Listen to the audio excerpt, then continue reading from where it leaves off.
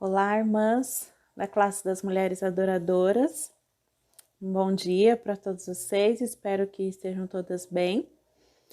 Hoje vamos continuar o estudo da primeira carta de Paulo aos Coríntios, ainda continuando resolvendo problemas e questões que os irmãos de lá apresentaram. E hoje nós vamos para a parte 3, que vai do capítulo 7 até o capítulo 14. Essa parte tem como título Respostas Apostólicas às Perguntas da Igreja e esta parte está dividida em 5 subtítulos. O primeiro, que é Casamento e Celibato, no capítulo 7. Depois, do capítulo 8 até o capítulo 11, a questão das carnes oferecidas a ídolos. Depois, no capítulo 11, a partir do versículo 2 até o 16, a questão do uso do véu. Ainda no capítulo 11, mais do versículo 17 até o 34, a ceia do Senhor. E por último, os capítulos 12 e 14, a questão dos dons do Espírito e o seu uso na igreja. Então, esses são os subtítulos dessa parte 3, que é a resposta apostólica às perguntas da igreja, perguntas que os irmãos ali fizeram e apontaram e que Paulo apresentou assim para os irmãos através dessa carta. Vamos orar? Senhor Deus e Pai, obrigado a Deus, porque o Senhor nos deixou a sua palavra, nos deixou a Deus orientações, princípios, disciplinadores e orientadores para que a nossa vida cristã, como igreja, fosse saudável, fosse abençoada, ó Deus, e entendo que tudo que o Senhor nos deixou é com o sentido de nos proteger, assim como foi com a igreja naquela época, Senhor. Obrigado a Deus, porque o Senhor ainda está presente, cuidando de nós e nos ajudando, ó Pai. Louvado seja o teu nome e engrandecido seja o Senhor. Em nome de Jesus. Amém. Amém, irmãs. Então, vamos lá. 1 Coríntios, nós vamos então para o capítulo 7.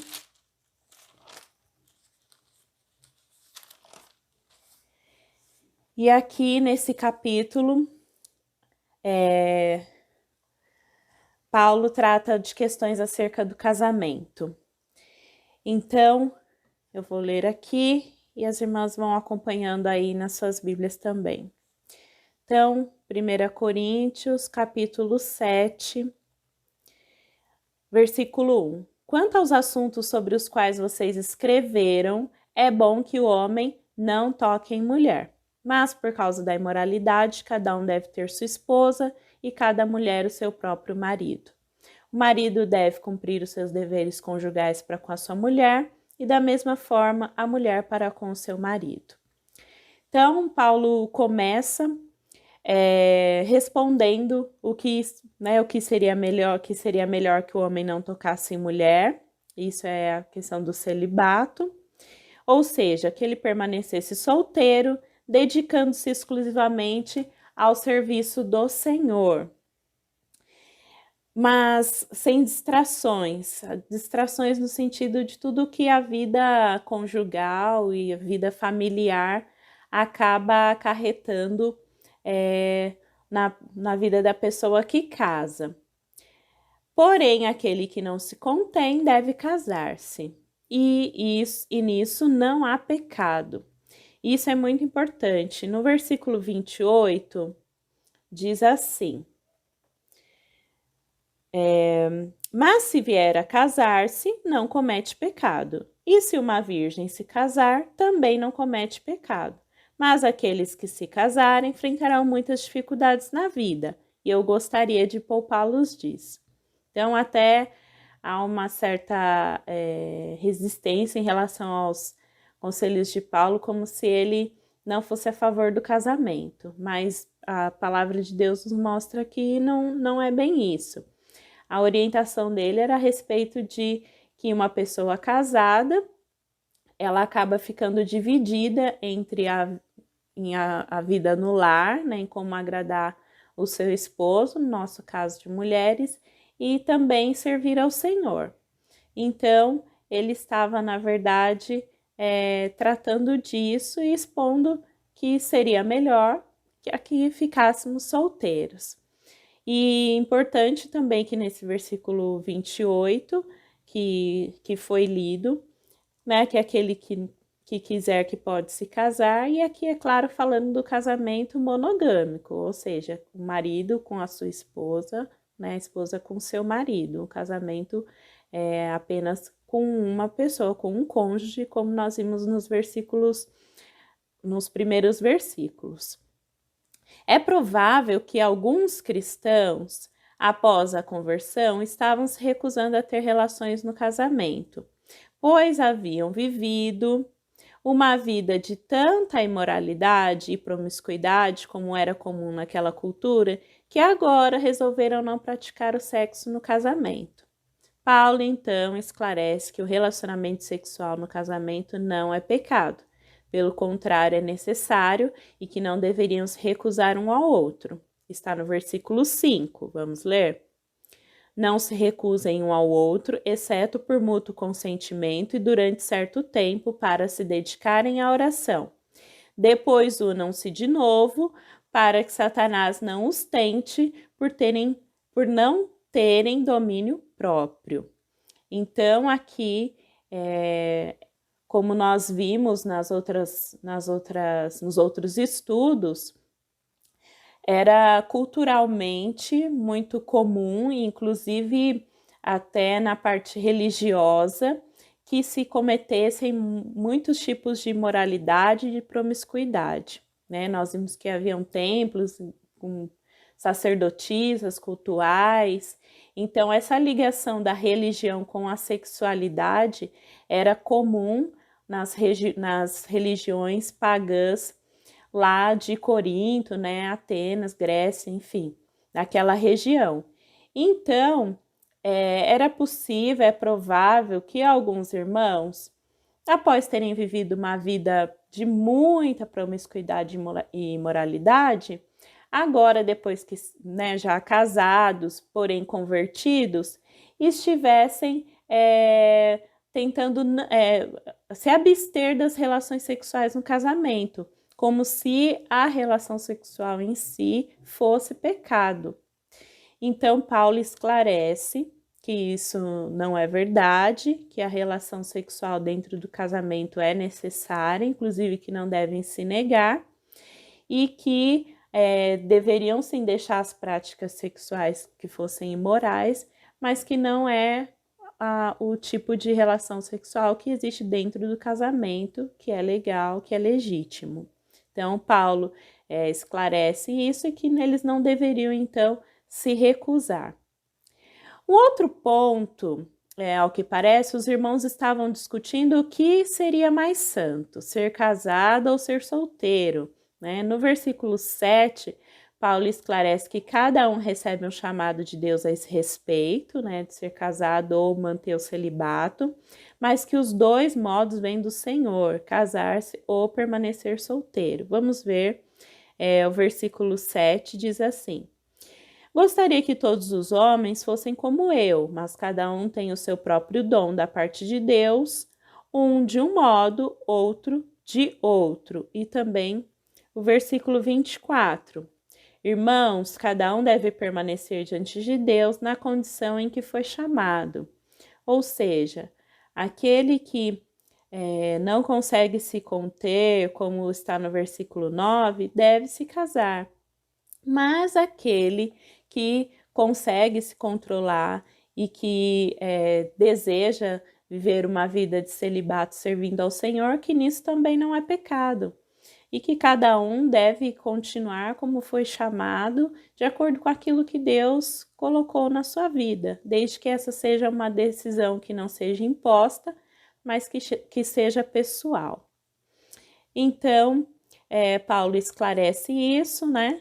E também o esclarecimento dele é de que uma pessoa estando casada, ela está dividida, no sentido, né, como eu falei antes, de não poder dedicar-se apenas com as coisas do Senhor.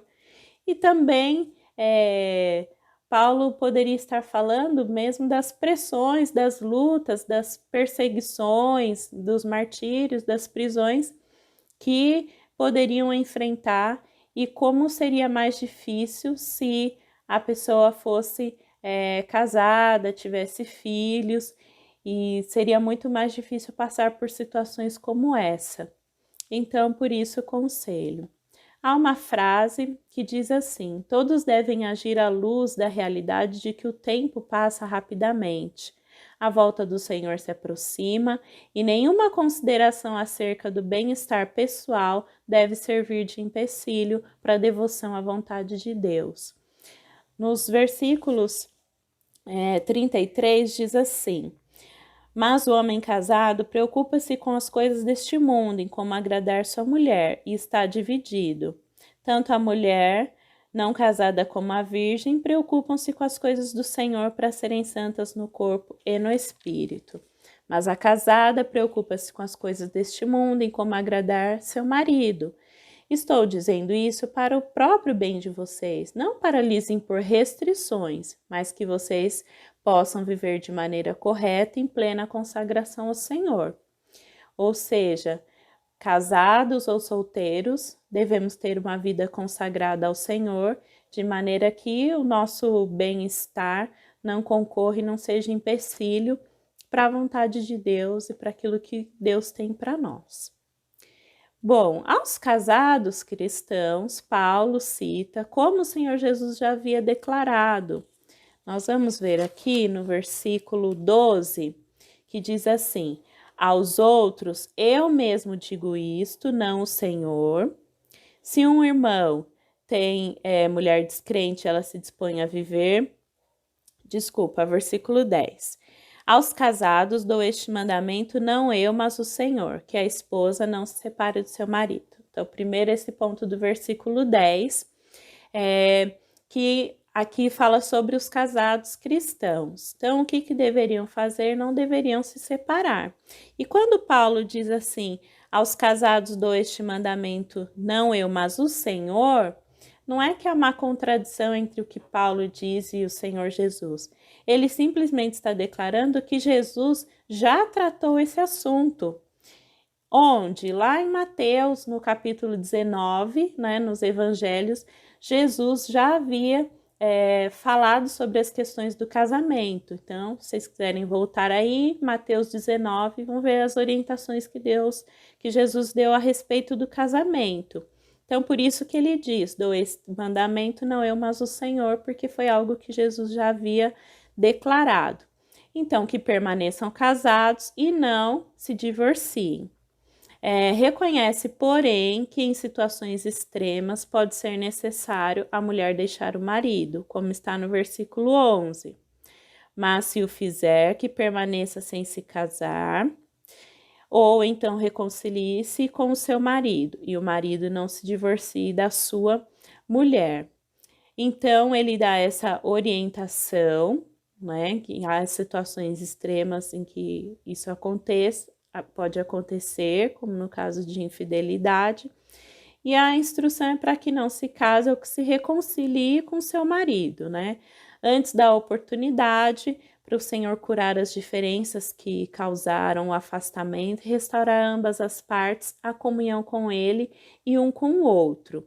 E o marido recebe a ordem de não se apartar de sua mulher.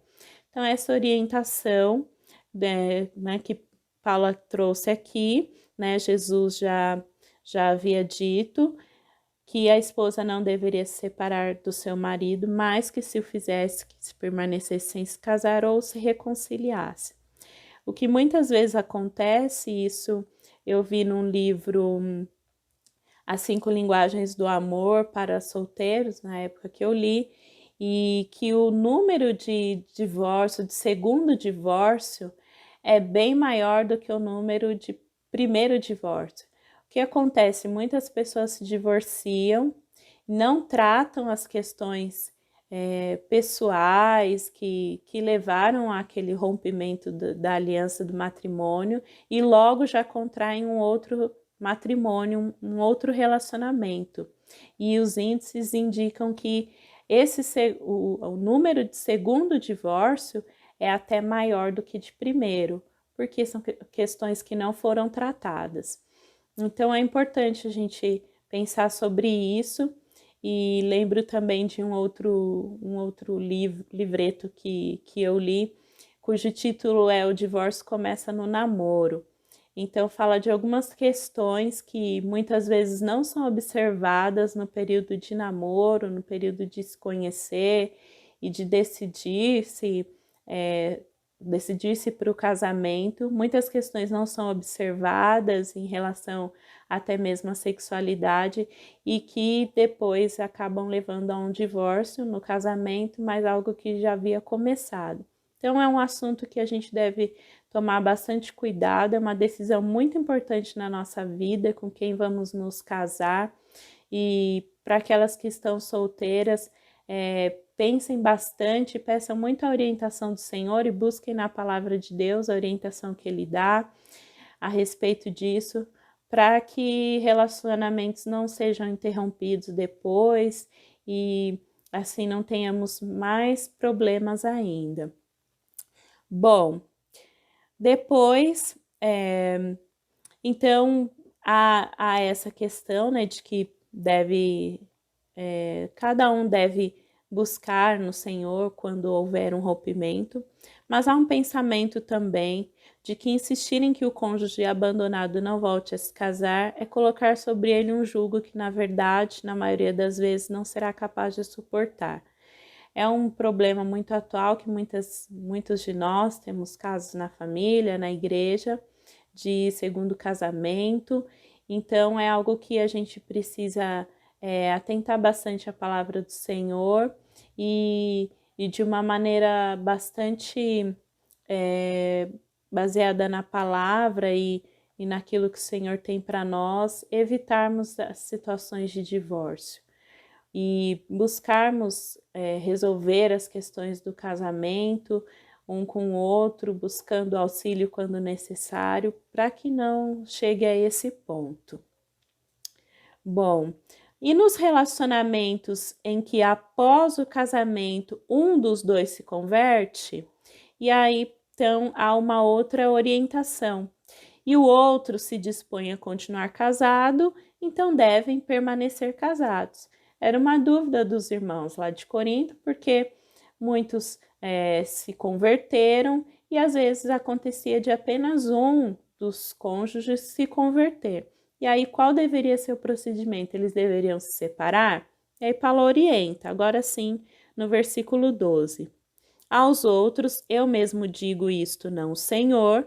Se um homem tem se um irmão tem mulher descrente e ela se dispõe a viver com ele, não se divorcie dela.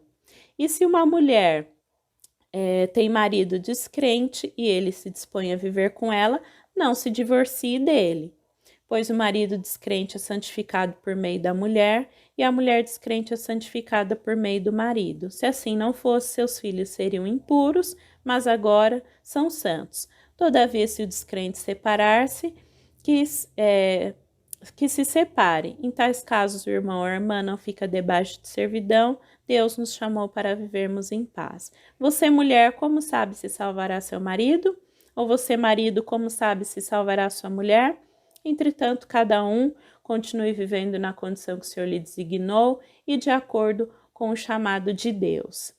Então, a orientação é que permaneçam casados e assim um santifica o outro. Em que sentido? Não é no sentido de salvar o outro. Então, eu sou salva, o meu marido não é, então, porque eu sou salva, ele também é? Não é nesse sentido, é no sentido de separado e colocado em posição de privilégio, né? Sob uma influência espiritual com a possibilidade de conversão, assim como os filhos.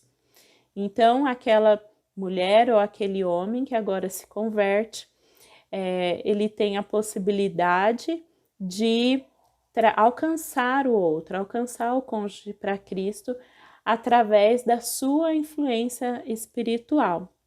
Como nós vemos em 1 Pedro capítulo 3, versículo 1, que diz que a mulher, mesmo sem palavras, né, pode ganhar o seu marido para Cristo. Vamos ler? 1 Pedro. 1 Pedro, capítulo 3, versículo 1. Do mesmo modo, mulheres, sujeite-se cada uma a seu marido, a fim de que, se ele não obedece à palavra, seja ganho sem palavras pelo procedimento de sua mulher, observando a conduta honesta e respeitosa de vocês.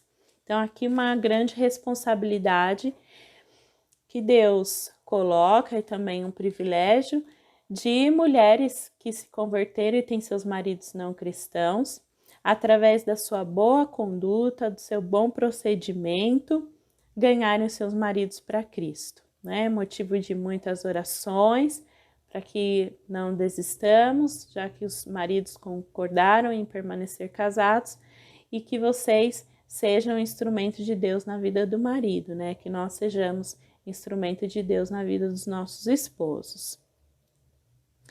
E no versículo 39, então 1 Coríntios 7, versículo 39, diz assim: a mulher está ligada a seu marido enquanto ele viver, mas se o seu marido morrer, ela estará livre para se casar com quem quiser, contanto que ele pertença ao Senhor. Em meu parecer, ela será mais feliz se permanecer como está, e penso que também tem o Espírito de Deus.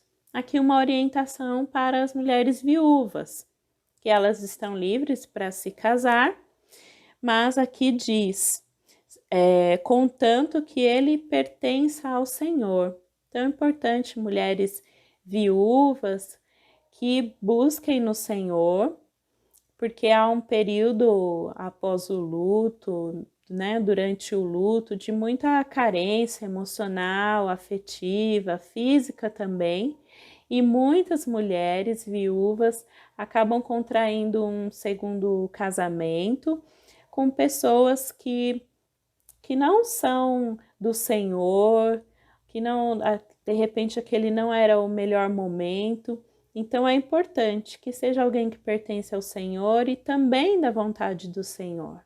Então é um motivo para buscarmos a Deus em oração, para que nossas mulheres viúvas tenham muita sabedoria e discernimento de Deus nesse sentido.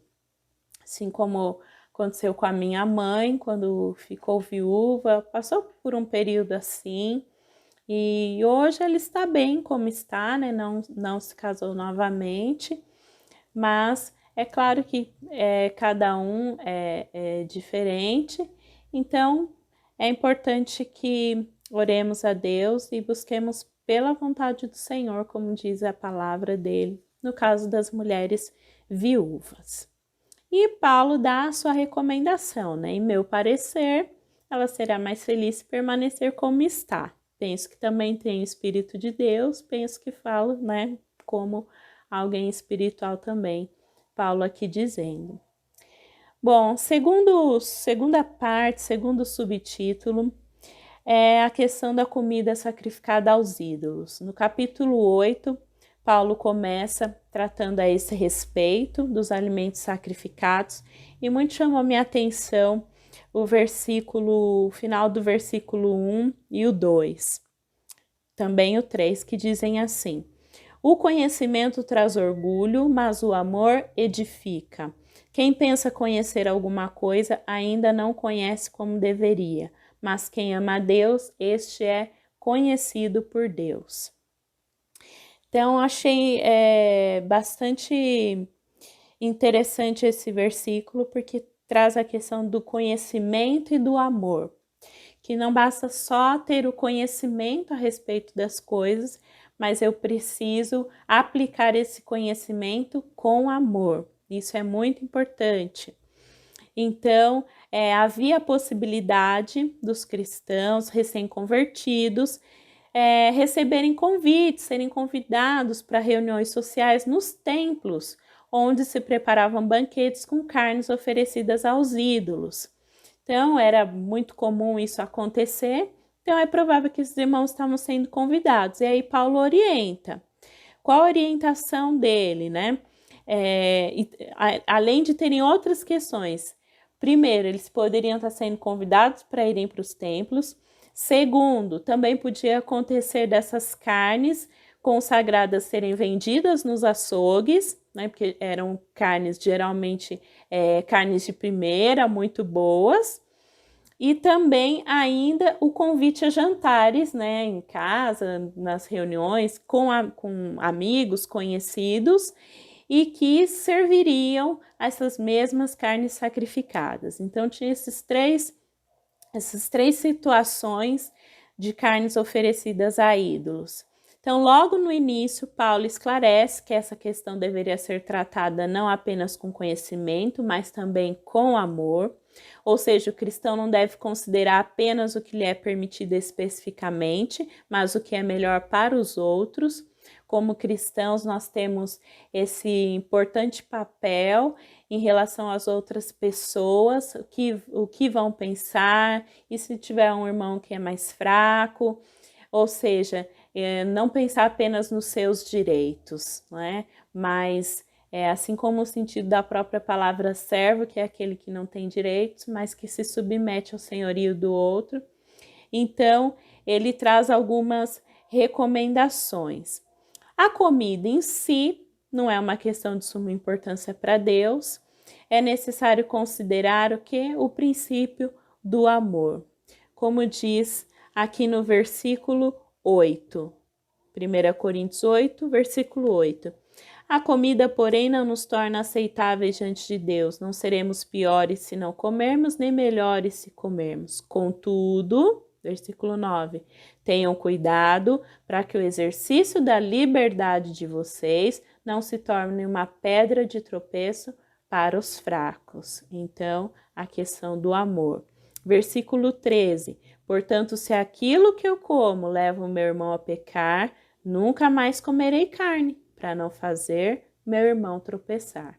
Então, aqui Paulo orienta. Então, dessa forma, ele orienta a não comer carnes nos templos dos ídolos. Vamos lá, que era a primeira situação. Nos versículos de 9 a 13, ele trata disso. Contudo, tenham cuidado para que o exercício da liberdade de vocês não se torne uma pedra de tropeço para os fracos. 10. Mas se alguém que tem a consciência fraca vir você que tem esse conhecimento comer num templo de ídolos, não será induzido a comer do que foi sacrificado a ídolos? Assim, esse irmão fraco por quem Cristo morreu é destruído por causa do conhecimento que vocês têm. Quando você peca contra seus irmãos dessa maneira, ferindo a consciência fraca deles, peca contra Cristo. E aí ele encerra, portanto, se aquilo que eu como leva meu irmão a pecar, nunca mais comerei carne, para não fazer meu irmão tropeçar. Então, ou seja, não devemos comer, assim como eles, participar desses banquetes que eram oferecidos em templos, por causa da consciência, por causa do irmão, pelo amor. Então, tendo em vista o bem dos outros. E aí, nos capítulos 9 e 10, Paulo dá o seu próprio exemplo de abnegação. Por quê? Para ficar bem claro para nós a questão de ter em vista o bem de outros. Então, Paulo, ele mesmo, se abnega e mostra até exemplos na história de Israel, de que da importância de se abnegar e de não ter comunhão nessas práticas. No versículo 14 do capítulo 10 diz assim: por isso, meus amados irmãos, fujam da idolatria, certo? Ele retoma, né, no versículo 14, ele retoma o assunto, declarando que participar de um banquete oferecido a um ídolo em seu templo representava comunhão com os ídolos, assim como temos comunhão com Cristo, participando desses banquetes que eram oferecidos nos templos, era como se eu também estivesse tendo comunhão. Olha o versículo 21 do capítulo 10. Vocês não podem beber do cálice do Senhor e do cálice dos demônios. Não podem participar da mesa do Senhor e da mesa dos demônios. Porventura provocaremos o ciúme do Senhor? Somos mais fortes do que ele? Então, aqui uma advertência bem clara de que não devemos participar de festas, banquetes que são consagrados a outros deuses, porque é como se eu também fosse participante e estivesse tendo comunhão naquilo, e a palavra de Deus diz que devemos fugir da idolatria, que devemos amar somente a Deus. A partir do versículo 23, há a seguinte orientação: comam de tudo que se vende no mercado, sem questionar, e faça o mesmo caso seja convidado para uma refeição na casa de alguém. No entanto, se souber que algo foi consagrado, não coma.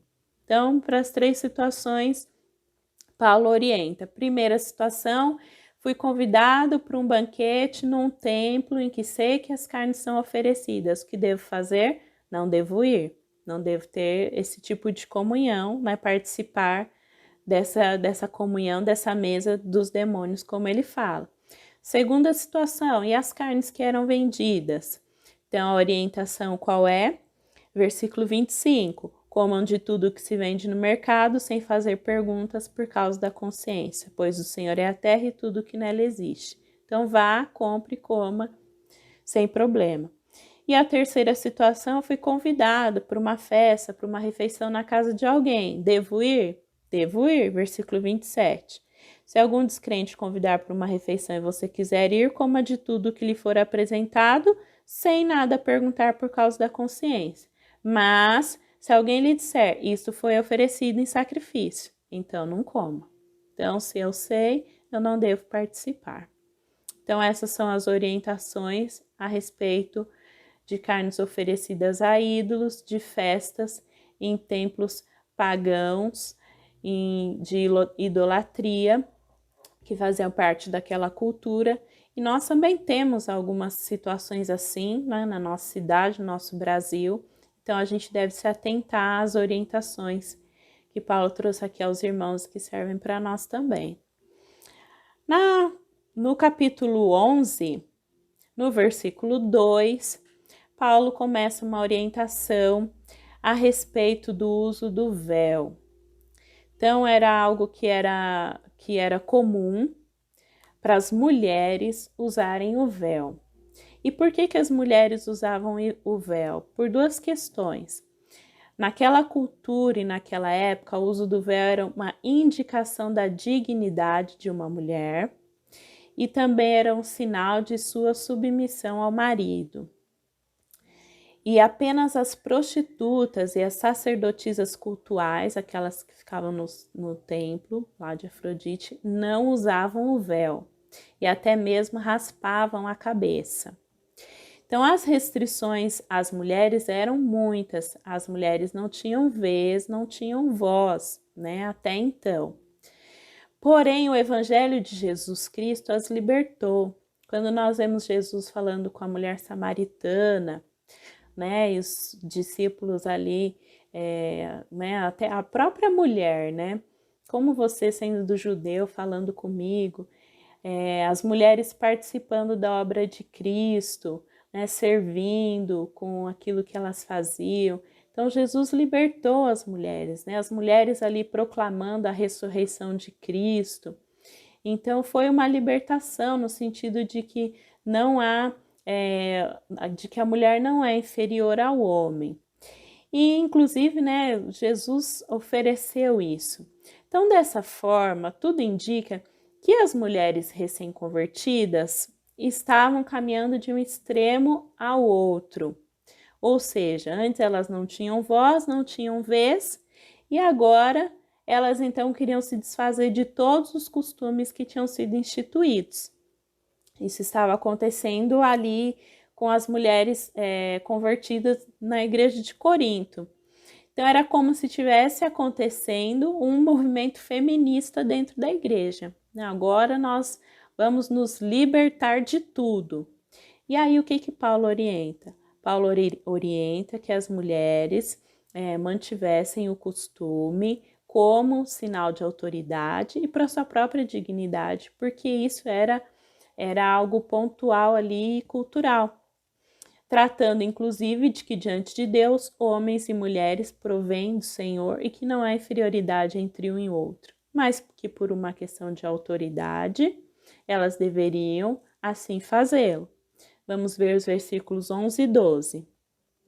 No Senhor, todavia, a mulher não é independente do homem, nem o homem independente da mulher. Pois assim como a mulher proveio do homem, também o homem nasce da mulher. E nos versículos anteriores, Paulo vai falar toda a questão de autoridade, né? Assim como Cristo, o cabeça, né, do homem, o cabeça da mulher, e o cabeça de Cristo Deus. E assim como o Senhor estabelece essa questão de autoridade, isso também deve ser mantido por nós.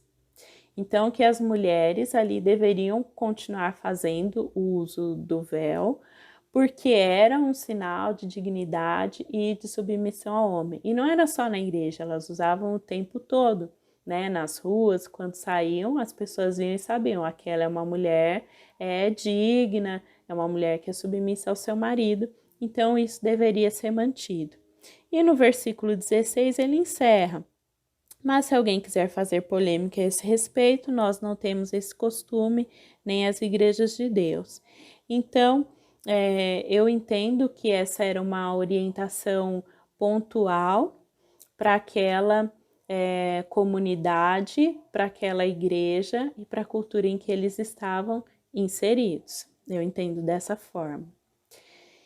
Bom, a partir do versículo 17, no mesmo capítulo 11, Paulo trata da questão da ceia do Senhor. E ele já começa dizendo que não tem elogios a trazer para eles a respeito disso. Versículo 17. Entretanto, nisso que vou lhes dizer, não os elogio, pois as reuniões de vocês mais fazem mal do que bem. Então, o que estava acontecendo? Quando eles se reuniam, né, como igreja do Senhor, tinha a questão da divisão, que era algo que ele já, né, no começo da carta aos Coríntios já tinha tratado da divisão, mas aqui não é mais essa divisão a respeito de eu sou de Paulo, eu sou de Apolo, eu sou de Pedro. Era uma divisão em relação à condição financeira. Pois é necessário, versículo 19, é necessário que haja divergência entre vocês para que sejam conhecidos quais entre vocês são aprovados, ok? Quando vocês se reúnem, não é para comer a ceia do Senhor, porque cada um come sua própria ceia sem esperar pelos outros. Era comum que antes da ceia do Senhor, né, com o pão e o vinho, eles fizessem uma festa, como se fosse um junta-panelas nosso, em que cada um levava o seu alimento e eles participavam dessa celebração, e depois tinha a ceia do Senhor, né, chamada festa do amor. Mas o que estava acontecendo? Eles estavam se dividindo.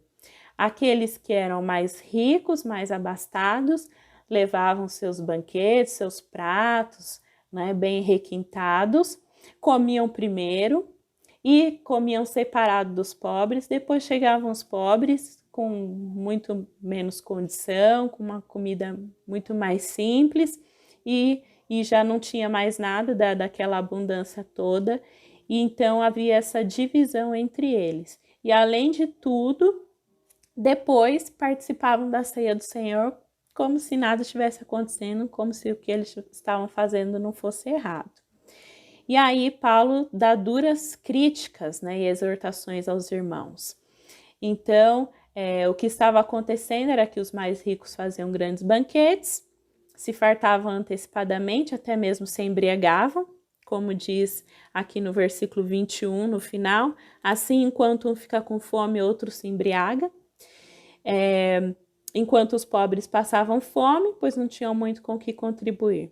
Então o apóstolo declara que este tipo de reunião em que há divisões Pessoas buscando o próprio interesse, depois ministrando a ceia do Senhor como se nada estivesse errado, lhes fazia mais mal do que bem.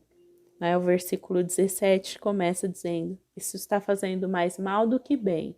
Ao invés de vocês saírem de um culto, do culto da reunião, melhores, vocês estão saindo piores, porque Deus não está aceitando o que vocês estão oferecendo. É isso que Paulo está querendo dizer. Então, era totalmente o inverso do que foi ensinado por Jesus, que aí começa no 23, que é um texto bastante conhecido nos nossos cultos de ceia, geralmente é um texto que é lido. Pois recebi do Senhor o que também lhes entreguei. Então, aquilo que ele aprendeu de Jesus foi o que ele ensinou, e não era o que eles estavam praticando. E aí ele faz toda a descrição, que o Senhor Jesus, na noite que foi traído, tomou o pão, tendo dado graça, partiu e disse: isto é o meu corpo. Da mesma forma da ceia, ele tomou, depois da ceia, ele tomou o cálice e disse: este cálice é a nova aliança, Façam isso sempre que o beberem em memória de mim. Então, Paulo faz duras críticas a eles, da maneira como eles estavam desenvolvendo essa reunião e a ceia, que é um memorial tão importante. Mas aqui Paulo trata essa questão dizendo que o que importa não é o ritual. O ritual eles estavam fazendo, mas o coração deles não estava de acordo com os princípios do Senhor. Então, era totalmente o inverso do que foi ensinado por Jesus. Então, a ceia é um olhar para o passado, para lembrar do que Cristo fez, de que ele morreu, lembrem-se disso, a sua morte em nosso favor. É um olhar para o presente, é um olhar para si, Examine-se, pois, o homem a si mesmo, ou seja, não é momento de estar julgando, está olhando, Nossa, por que aquele irmão está tomando a ceia? Olha que ele não está tomando, o que será que fez? Não é momento de julgar outro, é de se autoexaminar.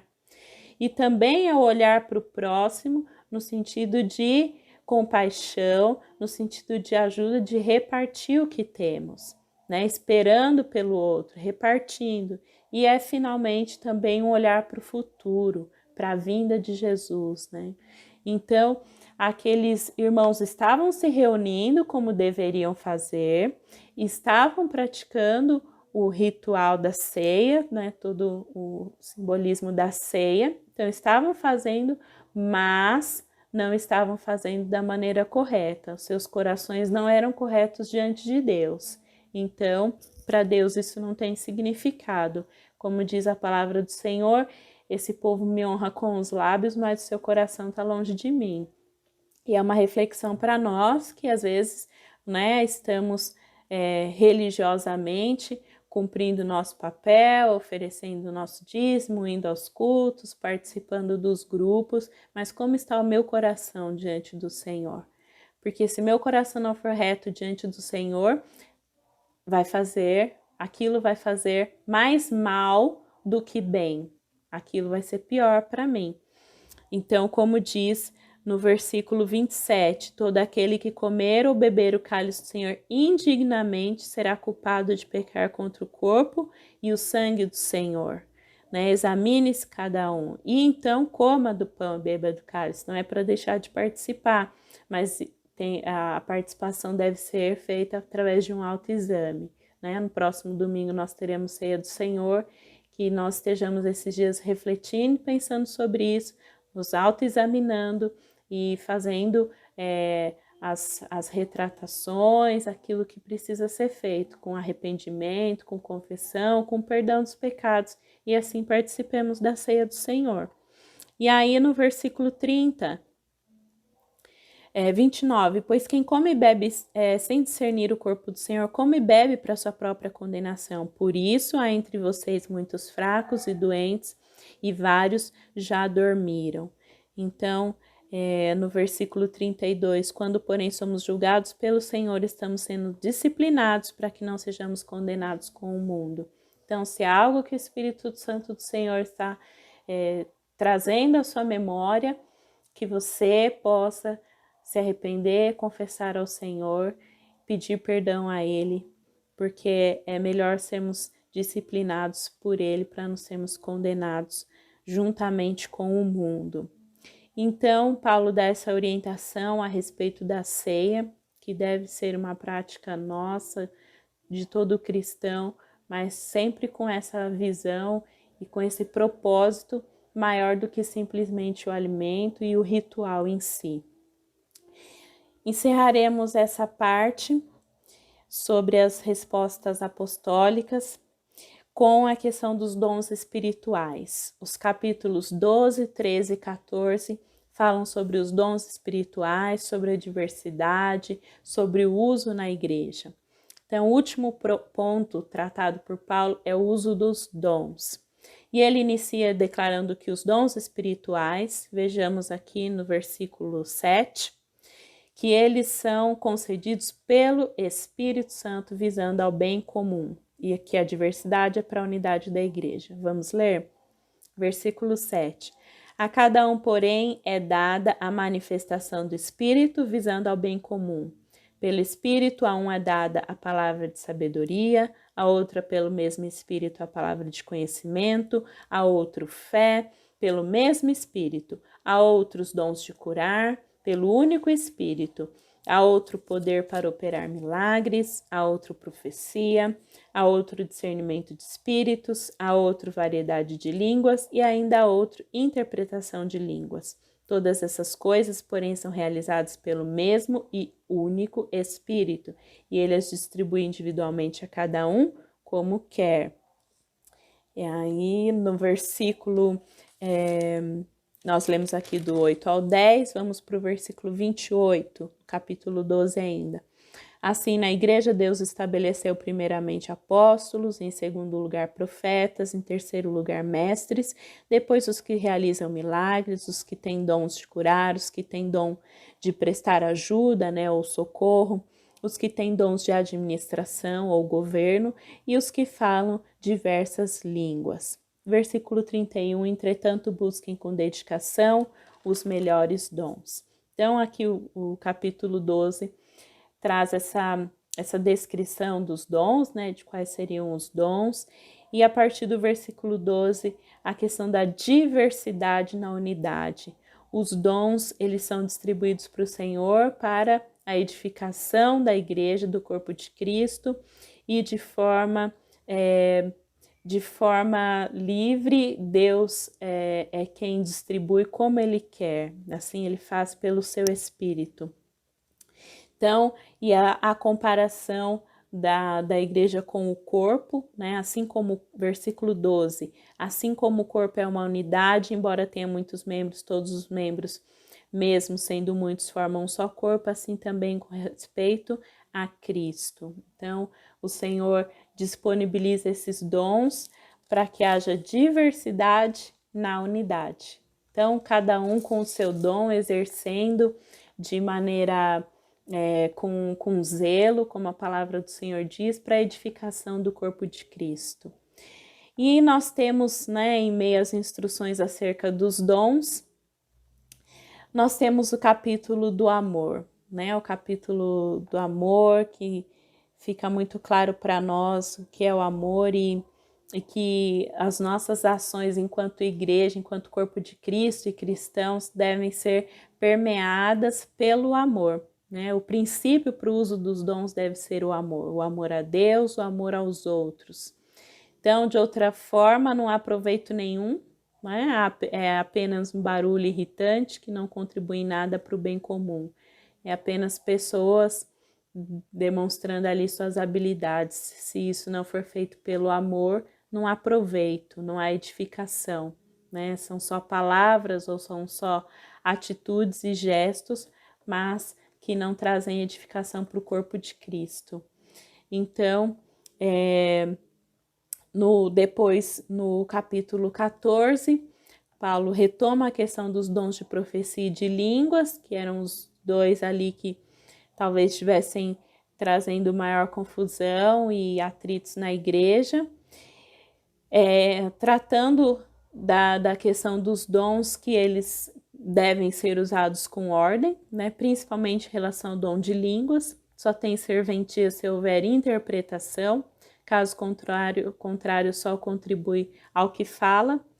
como diz aqui no versículo 12.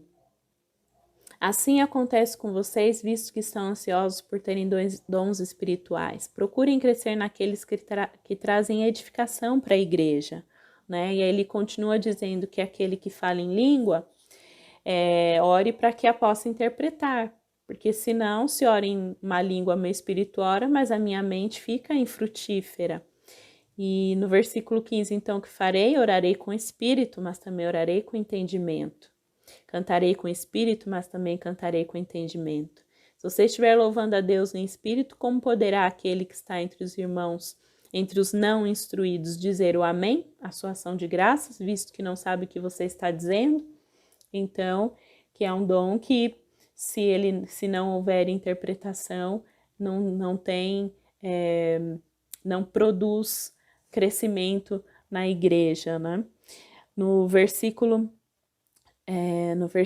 4 diz isso: quem fala em língua a si mesmo se edifica, mas quem profetiza edifica a igreja, ou seja, quem traz o ensinamento da palavra edifica a igreja toda. Então, Paulo encerra essa parte no versículo 40 do capítulo 14, dizendo: tudo deve ser feito com decência e com ordem, né? Contribuindo sempre para o bem comum e não apenas para si mesmo, para sua autopromoção. Os dons não servem para isso, servem para o crescimento da igreja.